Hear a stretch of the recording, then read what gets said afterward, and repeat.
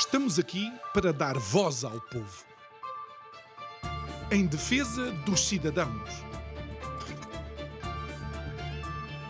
pela dignidade humana. Todos temos deveres, mas também todos temos direitos. Será que existe justiça? Isto é o povo a falar.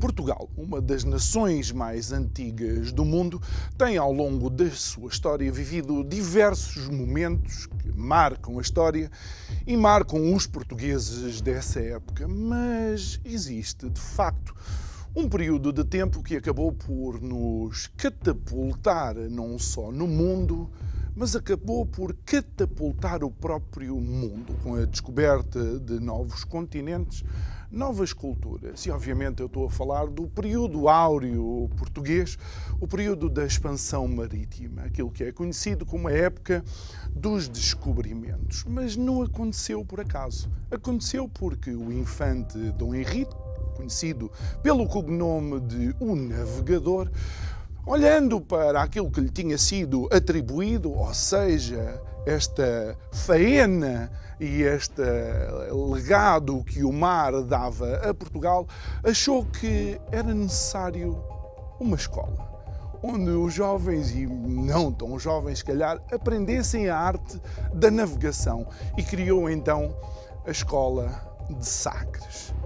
E isso faz-nos pensar, porque paradoxalmente, este Portugal atual, ultrapassado por países da antiga cortina de ferro, parece que não faz as pazes com a escola e espera que o futuro aconteça por osmose. Boa noite. O meu nome é João Nuno Pinto e isto é o Povo a Falar. Estou consigo de segunda à sexta-feira, neste mesmo horário, emissão em simultâneo, Curiacos TV e Rádio Vida 97.1. E o tema deste mês é aquele que nenhum navegador quer ter numa viagem sua, porque andar à deriva não é de todo aquilo que nós queremos, mas é aparentemente aquilo que continua a acontecer em Portugal. E esqueçam os temas económicos, esqueçam temas sociais, vamos olhar para aquilo que pode fazer toda a diferença, a escola no futuro, nas novas gerações.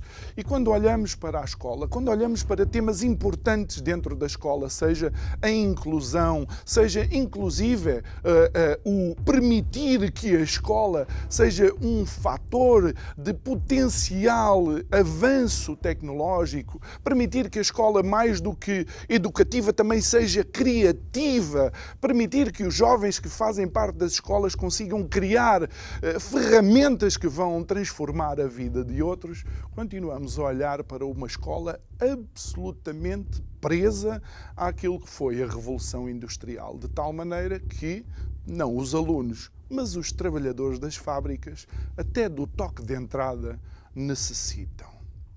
Assim não vamos a lado nenhum, porque de facto o infante Dom Henrique criou uma escola para nos levar a algum lado. Digo eu que não percebo nada disto.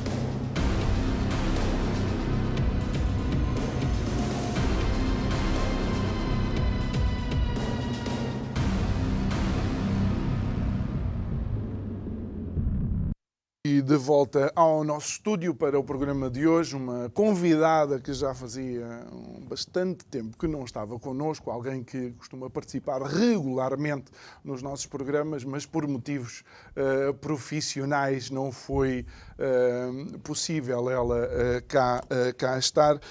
Estou a falar da Célia Sousa, que é a coordenadora do Centro de Recursos para a Inclusão Digital do Instituto Politécnico de Leiria, ou seja, o querido. Eu gosto muito de dizer querido, porque parece querido, e eu acho que o trabalho que vocês desenvolvem lá, de facto, é emocionante. E Célia, boa noite, obrigado por estares aqui connosco. E, de facto, eu não sei por onde hei de começar, mas eu sei que fizeste uma série de viagens, quase que como o infante Dom Henrique, e viste a realidade também noutros países, e vamos falar um bocadinho disto. Mas a escola é absolutamente essencial para o futuro de Portugal, não é? Bom dia. Não, boa noite. Boa noite, sim. Peço As desculpa. pessoas sabem que nós gravamos, porque às vezes estamos a falar de políticos e não sabemos quando vai para o ar se ele já foi demitido ou não. Mas isso é Não, outra boa história. noite, e isto também é um bocadinho por causa dos fusos horários. Eu acabei de chegar do Brasil, Pois. nestas viagens que tenho estado a realizar por vários continentes e, de facto, ainda não tenho o fuso horário bem afinado. Muito obrigada pelo convite, é sempre um gosto estar aqui mais uma vez convosco. E falando de educação, de facto, a educação é o fundamental de qualquer país. É aí que se baseia e que se alicerça uma sociedade. Nos princípios, uma educação, investir na educação é pensar no futuro, é termos um país capaz de enfrentar todas as adversidades que possam surgir. O que se calhar não tem acontecido muito no nosso país nas últimas décadas. E quando nestas viagens tens visto outras realidades, e claro, por alguns dos países onde viajas, alguns têm, digamos, a inclusão, a acessibilidade e todas as temáticas que dizem respeito ao querido mais atrasadas, mas outros estão substancialmente mais avançados que Portugal. Deveria o Governo e o Estado começar a olhar ainda mais para aquilo que é a produção neste caso, do Politécnico de Leiria também? Bem, eu fiz viagem por vários continentes, comecei em África, em Cabo Verde, e aí o percurso nestas áreas ainda está a dar os primeiros passos. De qualquer modo, está a dar os primeiros passos como um país pequeno e um país no continente africano com muita sabedoria, na minha humilde opinião. Porquê?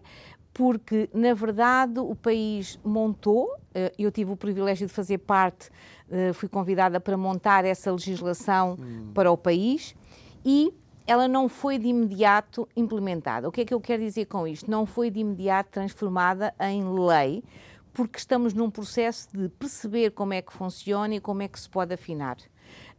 E isso, para mim, é um sinónimo de sabedoria, porque estamos a falar de um país composto por 10 ilhas e que cada ilha tem uma realidade diferente e, portanto, que é preciso pensar, de algum modo, como é que podemos articular tudo isso. Um país com poucos recursos também, não é?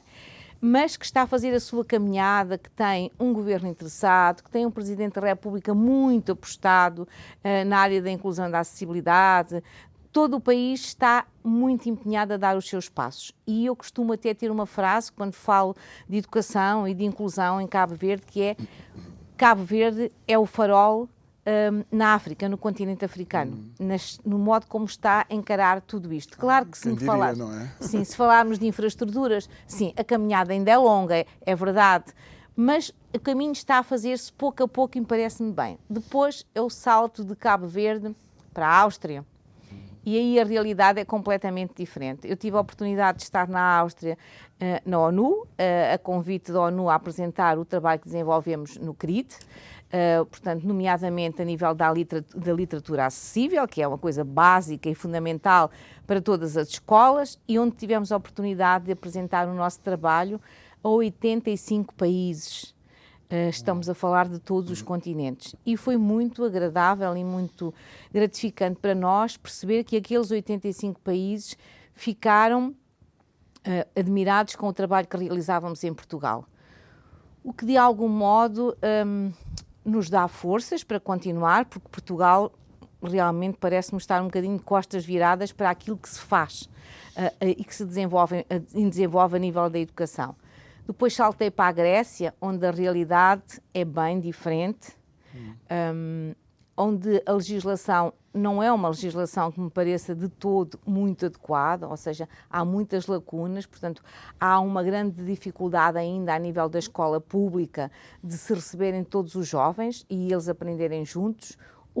A própria zona e a própria parte, portanto, que eu estive na Grécia, apresenta várias lacunas a nível de falarmos das acessibilidades físicas na própria rua, etc. Não se veem vulgarmente as pessoas com deficiência, parecem ainda estar um pouco escondidas.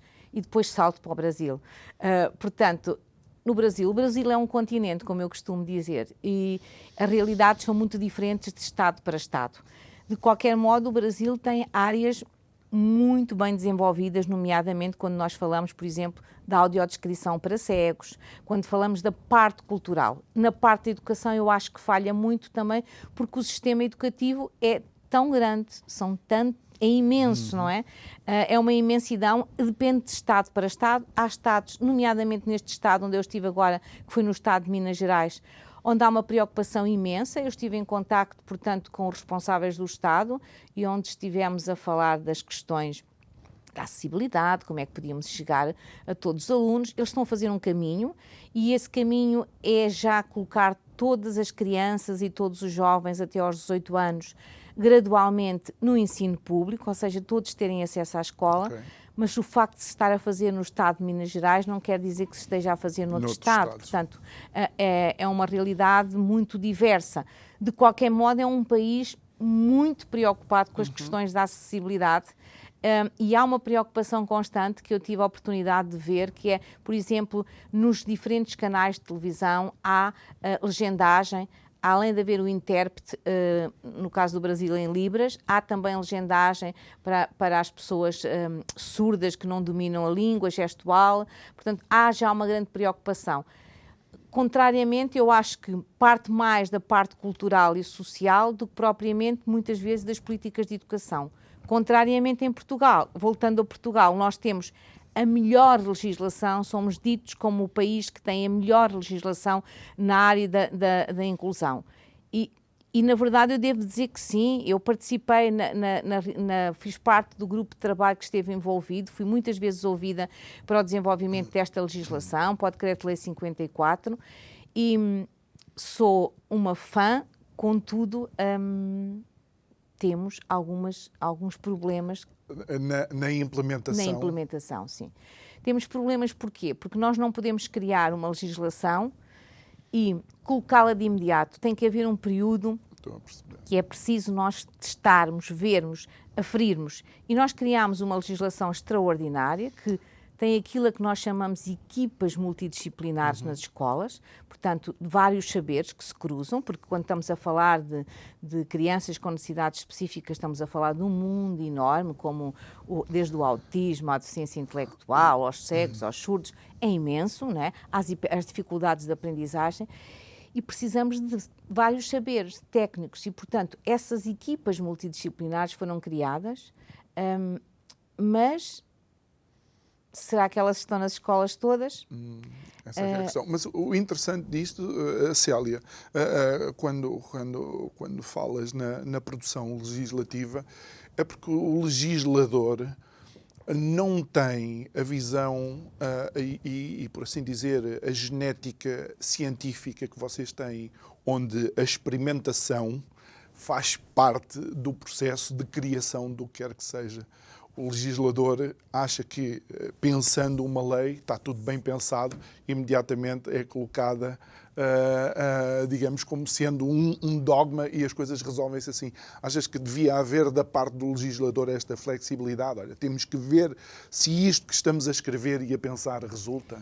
Eu acho que esta legislação, ela nasceu de um grupo de pensadores que trabalhamos nesta área, de investigadores. Portanto, foram ouvidas muitas pessoas. Ela tinha tudo para funcionar bem na minha ótica. O problema, eu acho que nem foi no legislador. foi do poder político. O poder político tinha muita vontade de colocar a legislação imediatamente em ação. E nós não podemos fazer sair um decreto-lei em junho ou julho, agora a memória está-me a falhar, mas num mês destes, que é um mês de férias, naturalmente, numa escola, mas que se está a preparar o novo ano letivo, para quando os professores chegarem em setembro, perceberem que têm que implementar uma nova legislação. Estamos a falar de uma legislação que muda o paradigma de uma escola, ou seja, nós não estamos a falar de uma legislação que afeta... Não. A ideia aqui é, quando eu vou incluir, quando eu quero uma escola com equidade, portanto, eu tenho que mudar as práticas...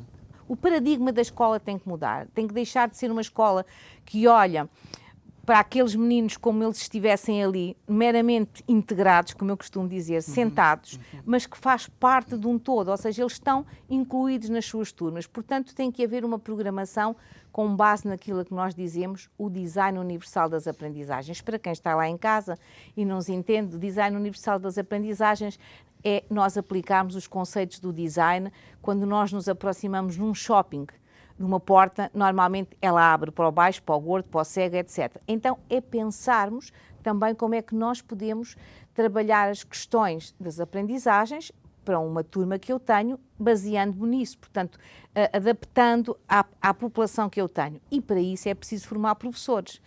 E isso vai nos levar para uma questão que eu acho que está no nosso dia-a-dia da sociedade. Acho que este ano esteve todos os dias, não é, nos nossos noticiários, que é, nós temos uma classe docente muito envelhecida e, portanto, que não teve oportunidade de ter este tipo de formação. E dir-me-ão, mas o Estado deu formação. Sim, deu formação, mas a legislação já lá estava. Eu era das poucas vozes, eu sei que o que eu vou dizer é altamente polémico, mas eu defendia que uma maneira de nós renovarmos a escola, eu sei que isto é complicado a nível económico, mas eu volto ao início da nossa conversa. O importante de um país é a educação e a saúde. São os pilares de um país. Portanto, o que importa é nós investirmos nestas duas áreas. Se nós investirmos nestas duas áreas, nós vamos sair certamente desta... Desculpem-me o termo, mas é assim, 50 anos, um bocadinho à deriva, 50 anos a experimentar, parece-me um bocadinho demais para fazer experiências. Nós temos outros países que também são países que têm democracias novas, etc., e que não precisaram de tanto tempo para experimentar. Porquê? Porque investiram na educação. Eu não gosto muito de ir buscar outros países, e vamos nomeadamente buscar sempre a Finlândia como um exemplo, porque aposta altamente na educação. E isso está a dar os seus efeitos, não é? Não vou aqui discutir se as políticas deviam ser iguais, porque não devem ser iguais. Sim. Somos países e povos completamente diferentes. Mas a verdade, Célia, aquilo que a Célia diz relativamente a países que apostaram fortemente na educação e que depois viram, digamos, toda uma mudança estrutural no próprio país, o exemplo da China também é esse. Independentemente daquilo que nós possamos achar que é a forma como há a gestão, eu recordo-me, por exemplo, que a China, neste momento, os professores têm ferramentas que lhes permite ver os níveis de atenção dos alunos. Ou seja, o professor quase que pode especificamente ajudar aquele aluno porque está distraído com alguma coisa. Ou seja, mais uma vez, nós provavelmente não teríamos ido onde fomos se o infante Dom Henrique não tivesse apostado numa escola naval. Sim. E nós não estamos a apostar na escola. Primeiro, eu acho que o maior problema neste momento que se passa na nossa escola é a profissão de docente está completamente desacreditada perante a sociedade. Deixou de ser uma profissão atrativa. Eu sou professora de formação de professores, não é? Eu estou a formar os futuros professores. E, por vezes, olhamos para aqueles jovens e pensamos qual será o futuro, porque não é minimamente atrativo. Ontem acabou de sair um decreto-lei que eu me escuso a falar porque não o li em profundidade e, portanto, não estou em posse de o ler corretamente, mas para aquilo que li em diagonal, deixem-me dizer que me parece mais do mesmo. Como é que nós temos um país que sabe que daqui a 6 anos a maior parte do corpo docente está aposentado? Como é que nós não estamos a fazer esta transição? Nós perdemos gerações e gerações de professores porque não tiveram emprego, foram fazer outras coisas, não vão voltar à educação, porque mudou muito a educação nestas últimas décadas. Eles não vão largar o seu trabalho e voltar. Então, como é que nós vamos revitalizar uma escola que tem... só está no ensino hoje que ainda tem esta capacidade de acreditar. Eu ontem ouvi o Ministro da Educação e eu tomo a liberdade de dizer que eu acho que temos, a nível de competência, dos melhores ministros de educação que podíamos ter, porque ele conhece e domina inteiramente o sistema educativo, só que realmente tem sido uma decepção permanente de cada atitude. Eu estou extremamente triste. Eu dizia sempre, é bom que este... Quando foi... sim. Ela já disse aqui. Sim, eu já disse isto e digo várias vezes. Eu disse, finalmente temos um Ministro da Educação que entende. E tem sido terrível. Eu nunca imaginei que pudéssemos passar por este tipo de situações. O Ministro está ontem no Parlamento e uma das primeiras notícias que eu ouço dizer é que mais de 1000 pedidos de deslocação por doença dos professores era fraudulento. Então ele vem, em vez de tentar valorizar em vez de tentar falar de conciliar a sociedade que não está muito conciliada com a educação, vem ainda, desculpem usar um termo popular, pôr mais achas na fogueira. Não é isso que nós queremos. Nós queremos que, inclusivamente o nosso Presidente da República disse, nós queremos que o próximo ano letivo corra sem... nós vimos de uma pandemia onde, quer queiramos, quer não, se perderam muito nas aprendizagens. Podemos lhe ter dado toda a tecnologia, mas a escola será sempre o sítio onde a tecnologia e a inteligência artificial vai ajudar-nos, mas o professor será insubstituível. Sempre. Portanto, vimos daí que há imensas perdas já. Temos um ano cheio completamente de greves. Os professores nunca na vida se uniram tanto, independentemente aqui das questões de sindicato que eu me abstenho de comentar, nunca se uniram tanto, criaram-se movimentos independentes, estão completamente tristes, desmotivados. Nós entramos em escolas, eu faço parte de uma escola, faço parte do Conselho Geral, que são as entidades de fora que vão, sempre que entro o ambiente é de uma tristeza imensa, de um desalento completo. É inevitável isso não se passar para os alunos, não é? Portanto, é muito complexo. Temos uma escola assim. E é paradoxal, porque se essa é a posição do Ministro relativamente, e é recente, não é? É ontem, não é? Que ele mencionou isso. Eu não sei como é que ele vai lidar agora, que o governo dele aprovou que eu, com uma chamada telefónica, posso logo ter 3 dias de baixa. Não sei, parece-me aqui um paradoxo. Mas deixa-me mencionar aqui algo também que me parece importante. Achas que os professores também, ao longo dos tempos, não fizeram o fim-capé que seria necessário? Porque aquilo que fomos vendo os professores foram perdendo autoridade dentro da sala de aula. Portanto, o aluno faz 30 por uma linha e o professor tem que ter cuidado, porque senão vai ter um processo disciplinar porque repreendeu o aluno, ou falou mais alto, ou lá o que quer que seja. E depois, obviamente, também a questão de, dentro da própria escola, os professores estarem, de alguma forma, limitados como é que se chama aquilo durante o ano, as matérias que têm que dar? Um programa. A um programa que eles pouco ou nada intervêm, digamos, na criação dos mesmos. Bem, quanto aos programas, já não é bem assim. Okay. Já há flexibilidade curricular e, portanto, há orientações que são emanadas do governo, que são, digamos assim, barreiras, digamos assim, porque há também que balizar as coisas, não é? Por competências por cada ano escolar, ou por cada ciclo. Portanto, ao fim do primeiro ciclo, cada aluno tem que ter X competências, ao fim do segundo ciclo, etc. Mas há a liberdade de cada agrupamento de escolas poder flexibilizar e ter o seu projeto educativo. Isso está um bocadinho diferente. Mas essa questão que a escola perdeu... Eu não gosto do termo autoridade, porque a escola não deve ser um sítio de autoridade, deve ser um sítio de partilha e de aprendizagens. O professor perdeu muito o facto as questões da disciplina. a sociedade mudou muito, não é? Nós vivemos atualmente numa sociedade muito mais complexa, em que nós vivemos numa sociedade digital. E algumas informações que a escola passava, hoje elas estão ao clique do nosso telemóvel. Isso é muito bom, deixem-me dizer. Eu não sou como os velhos do Restelo. Isso é excelente, porque eu posso permitir que uma classe, digamos, mais desfavorecida, que não tem livros em casa, possa chegar à informação e às maiores bibliotecas. É preciso explicar como é que pode aceder.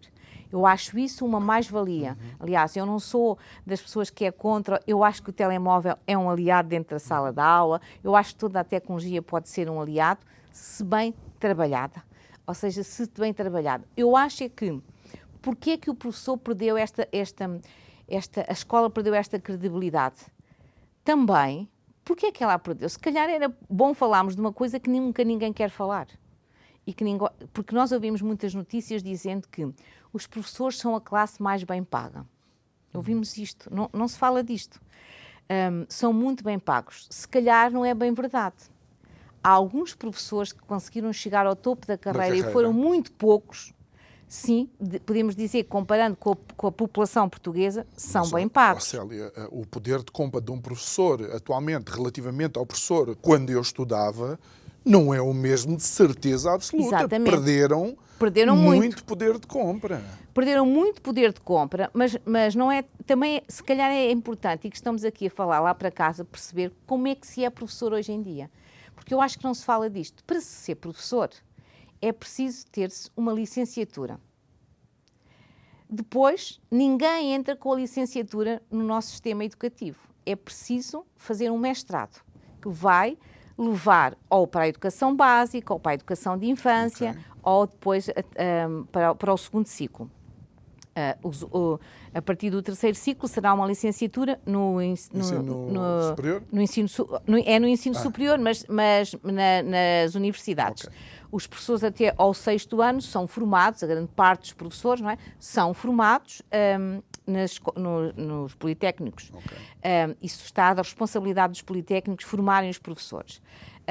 Têm que fazer um mestrado. E, por exemplo, se quiserem ser professores de educação especial, têm que fazer mais um mestrado. Então estamos a falar de uma formação igual à formação de um médico especialista.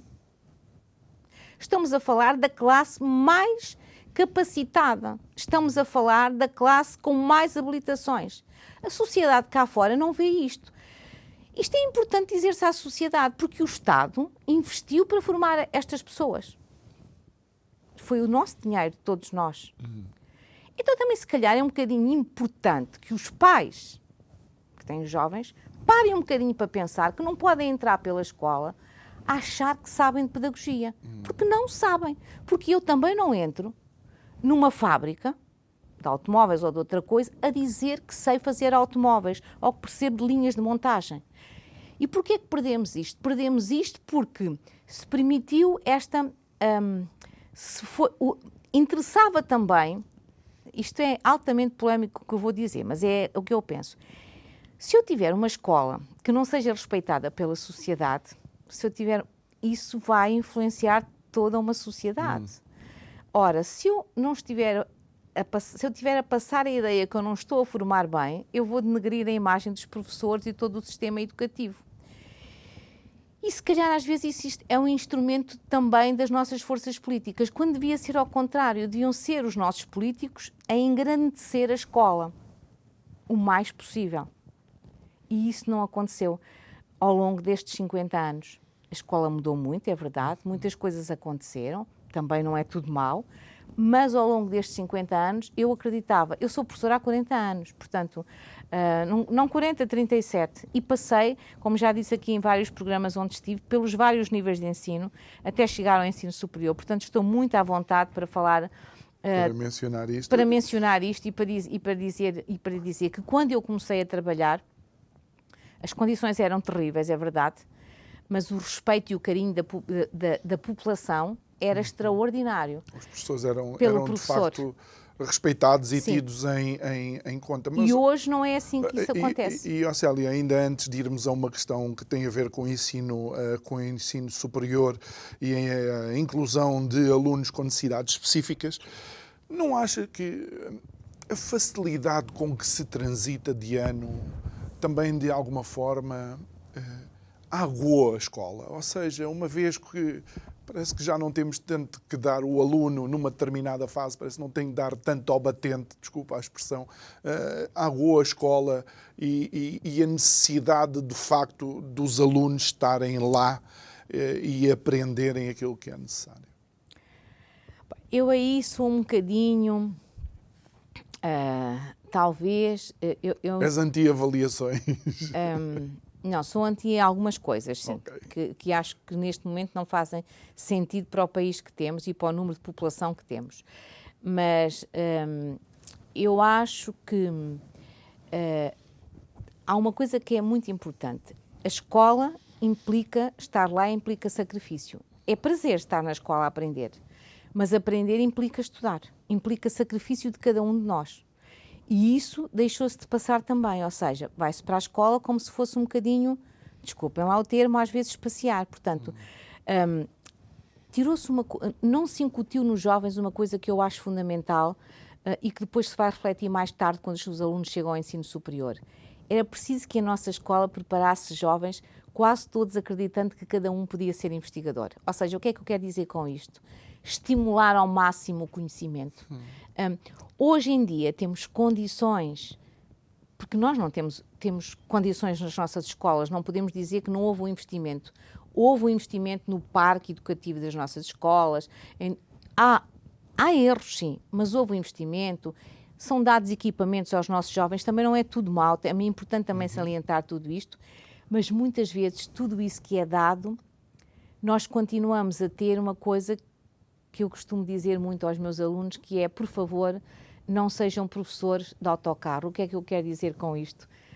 Continuamos a ter uma escola onde estamos todos em fila a olhar para o professor e não podemos ter essa escola.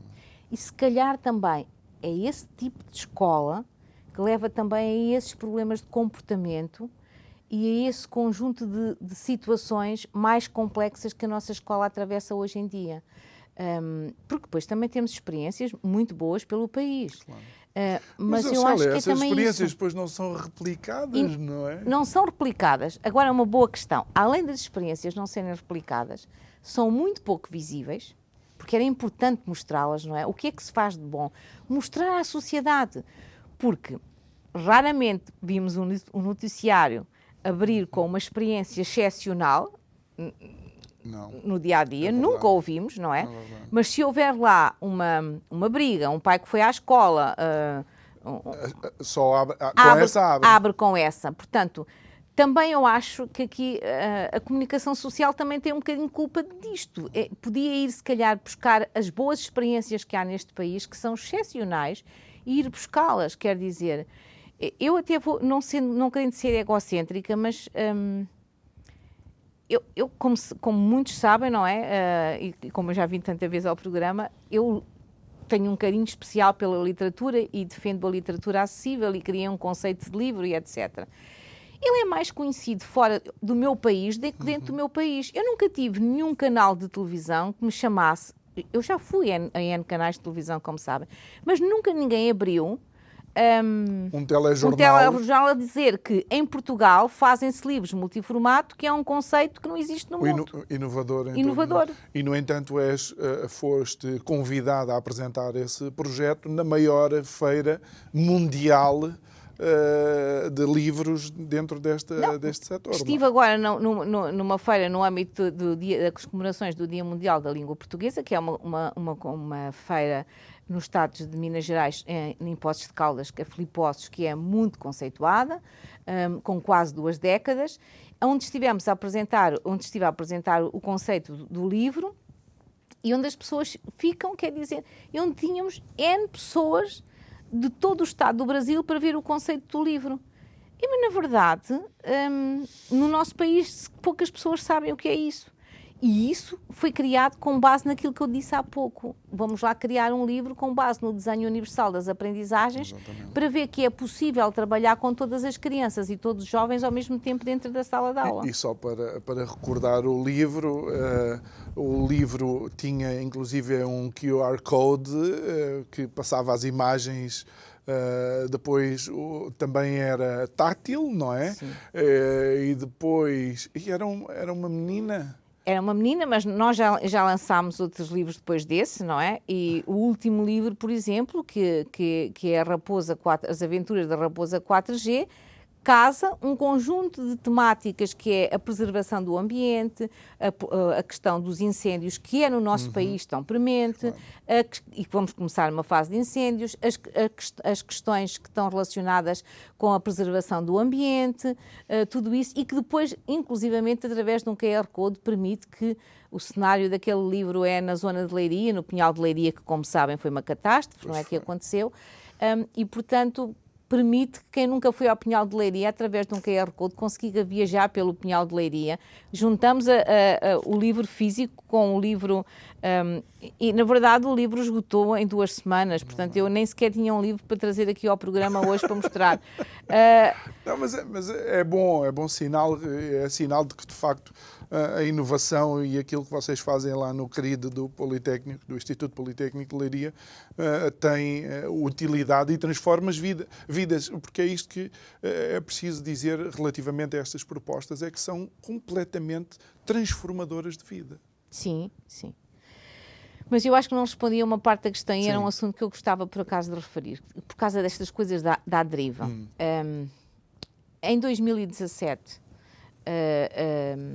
a então Secretária de Estado do Ensino Superior, porque eu, na verdade, nos últimos tempos, não sei o que aconteceu à nossa Ministra do Ensino Superior, uma mulher excepcional, uma investigadora excepcional, mas que eu raramente vejo a falar das políticas, raramente aparece. Muitas expectativas. Era mais uma pessoa em que quando eu vi o elenco, a composição do governo, eu disse sim, temos 2 ministros ótimos. Desta vez a educação vai arrancar. Temos um ministro que sabe de educação e temos uma ministra que sabe tudo sobre ensino superior. Sabe as problemáticas, sabe os problemas que vivemos, etc. E o que eu vejo é que nada aconteceu. Mas em 2017 houve uma grande força, pela então Secretária de Estado, a professora Fernanda Rolo, pela atual Secretária de Estado para a Inclusão também, juntaram-se várias pessoas, um grupo de trabalho, do qual eu fiz parte, e em que era preciso pensarmos estas questões dos alunos com necessidades específicas, o que é que lhes acontecia após o 12º ano, porque temos uma legislação que obriga e que diz que todos aprendem juntos, até aos 18 anos, e depois? O que é que acontece a esses jovens? E é um direito das famílias e um direito destes jovens irem até ao ensino superior. Espantem-se, porque não existe uma legislação, cada universidade e cada politécnico é autónomo, pode criar os seus próprios estatutos, etc. Mas a verdade é que não existe uma legislação do Estado que possa abranger todo o ensino superior que diga que estes jovens podem entrar. Sim, estes jovens entram, há um contingente, é verdade, mas entram essencialmente os jovens cegos, surdos, com outro tipo de dificuldade específica de aprendizagem, mas não entram os jovens com alguma dificuldade a nível intelectual, com alguma situação de espectro do autismo mais complexa.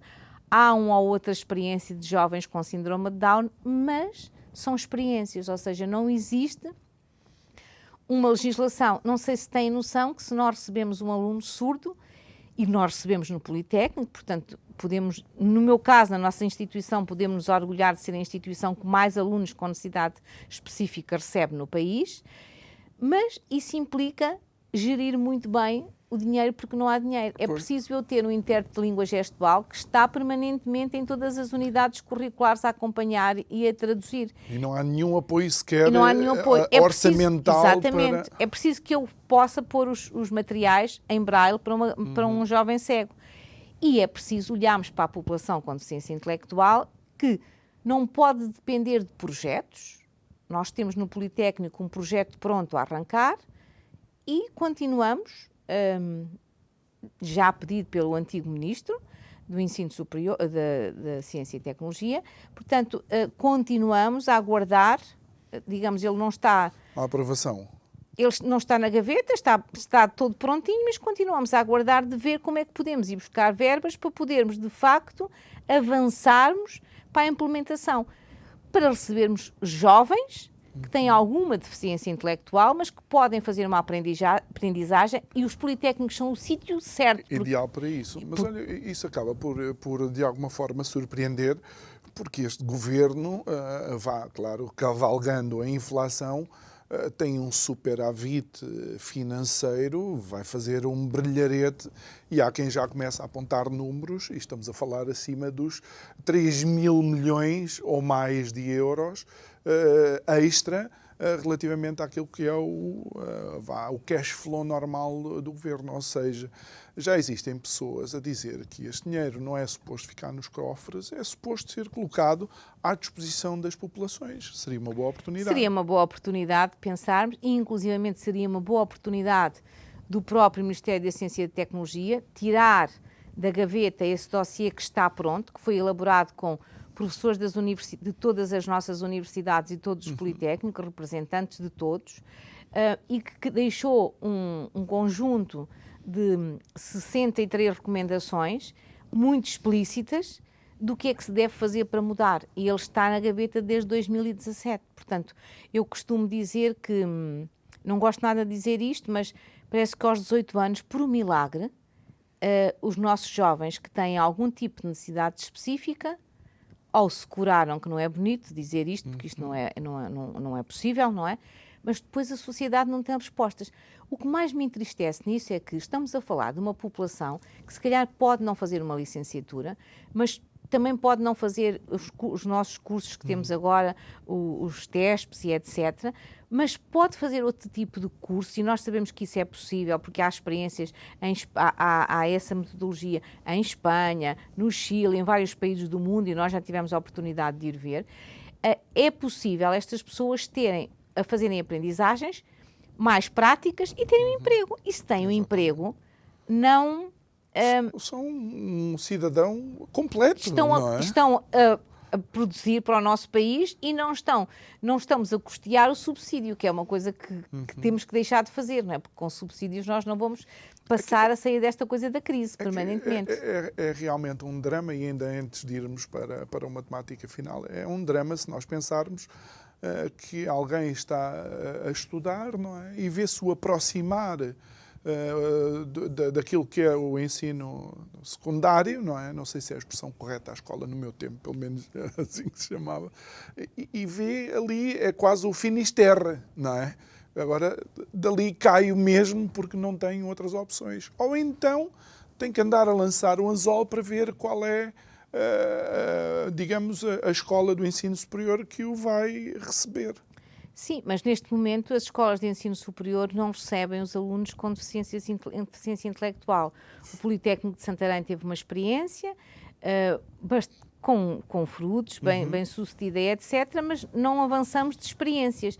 E a ideia não é termos experiências. A ideia também não é, na minha perspectiva, não é vamos agora obrigar todas as instituições de ensino superior. Não. Vamos dar oportunidade àquelas que têm projetos que são avaliados, que de facto são fidedignos, de poderem avançar, e para isso, claro que é preciso dinheiro, é preciso contratar professores, estamos a falar de uma população que precisa de algum apoio em coisas... E coordenação até entre outras instituições da própria cidade, exatamente, por exemplo, sei lá, com os bombeiros para transportar eventualmente Não, mas também termos aqui um grupo de empresários que vê que é possível, porque depois temos políticas até interessantes de emprego, porque o nosso país tem políticas interessantes de emprego, tem cotas, concordando ou não concordando, mas se calhar temos que ter cotas ainda. Tem depois apoios aos empresários que contratam pessoas com algum... Tem inclusivamente um prémio, a marca da inclusão, que é dada pelo Instituto de Emprego de 2 em 2 anos a diferentes empresas. Mas era importante que essas pessoas, quando chegassem lá, levassem uma formação e, portanto, se houvesse esta ligação entre o tecido empresarial e os politécnicos, seria possível encaminhar estas pessoas e elas terem uma profissão. Porque senão o ónus vai ficar do lado do empregador e às vezes nós sabemos que os recursos também aí são limitados. Por outro lado, há um paradoxo que acabou por se diluir, é que os politécnicos que formavam os formadores não podiam ter doutores ou não podiam dar o grau de doutor, mas isso parece que mudou, não é? Sim, isso mudou. Não é assim tão linear dar o grau de doutor, portanto saiu a legislação, é de facto já possível, isso depende depois de questões técnicas e do nível de unidades de investigação, que é aquilo onde estão os professores são também investigadores e depois depende um pouco da avaliação de cada unidade de investigação, mas é possível neste momento darmos o grau de doutor, em parceria inclusive, sim ou não, mas criarmos também parcerias com universidades e com outros politécnicos e com parcerias de outros países também. E finalmente isso era alguma coisa que nós ambicionávamos todos, porque muitos de nós já orientávamos doutoramentos a convite de outras universidades e muitas vezes não éramos o orientador principal, éramos o co-orientador pelo facto de pertencermos ao Politécnico. Parecia que havia aqui o ensino superior... os privilegiados e os no entanto... O ensino superior de primeira e o ensino superior de segunda. E neste momento os politécnicos não são ensino superior de segunda, são outro tipo de ensino superior, sim. Não devemos esquecer-nos disso. Os politécnicos foram criados para dar respostas que hoje são muito mais amplas, mas para dar respostas aos sítios onde estava, com uma ligação muito forte à prática e ao tecido empresarial, e talvez isso também fazer-nos pensar que o tipo de doutoramento também tem que ser diferente. Célia, eu quase que sou capaz de dizer que neste momento a forma de ensino do Politécnico, com o avanço tecnológico, está muito mais de acordo com aquilo que são as necessidades das sociedades do que propriamente a forma tradicional. Olha que isto, bem pensado... Não posso falar no meu próprio, naquilo no sistema onde estou, mas eu acho que, nomeadamente no meu Politécnico, eu também tenho um conhecimento dos outros politécnicos, nós temos um ensino mais vocacionado para as necessidades das regiões. Portanto, os cursos, as licenciaturas, nomeadamente na nossa região, que é uma região com um tecido empresarial muito grande, o impacto a nossa ligação às empresas é muito importante. E eu estou numa escola da área social, mas também, porque também há empresas da área social, e se deixarmos que não. Também pensarmos que estes doutoramentos devem ser pensados também de um modo diferente, ou seja, quando nós pensamos no doutoramento, o que é que pensamos? Vamos lá investigar passar um tempo imenso a escrever artigos e etc., pensar em doutoramentos que tenham um cariz mais prático e que sejam feitos até nos próprios locais, próprias empresas. Mostrar às nossas empresas, nomeadamente na nossa região, que já temos grandes empresas, mas também temos ainda muitas empresas de cariz familiar que têm que investir na formação para que elas se possam também expandir.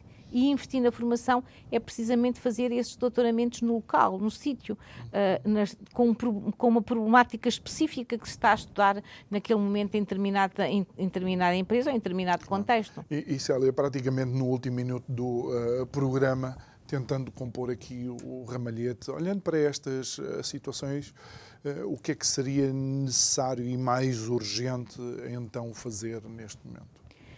Bem, para mim, eu achava que era urgente que o Ministério da Educação, as políticas da educação tivessem coerência, porque o que me parece a mim é que elas não têm coerência neste momento. Independentemente disto, dos professores, tudo isto, mas isto é alguma coisa que nós não podemos continuar a olhar para o lado, porque daqui a 6 anos, o que é que vamos fazer? Vamos buscar pessoas que não estão formadas em pedagogia, como eu já ouvi dizer, e que lhes damos uma formação de pedagogia de 6 meses e que eles podem ser professores, como foi após o 25 de Abril, com a massificação do ensino e com a vinda das pessoas das ex-colónias, em que nós todos, se calhar, nos lembramos que tínhamos professores com o 5º ano a dar aulas sem formação. É isso que queremos para o nosso país. Para mim isso é urgente, porque um povo que não é educado e letrado é um povo que não tem capacidade de decidir. E isso não é o que eu quero para o meu país. Não queremos continuar a andar à deriva, Sim. como o tema deste mês. Célia Exatamente. Sousa, muito obrigado. E envio Muito também obrigada. o nosso agradecimento ao querido, que faz parte do Instituto Politécnico de Leiria. É sempre um gosto ter-vos aqui connosco. E é sempre um gosto também tê-lo aí desse lado, seja na Curiacos TV, seja na Rádio Vida. Quero lhe dizer que amanhã vamos estar de volta para mais um Isto é o Povo a Falar. Não se esqueça, se quer rever alguma das conversas, pode ir à nossa playlist que está no canal da Curiacos TV do YouTube e rever as conversas que mais gostou. Até amanhã.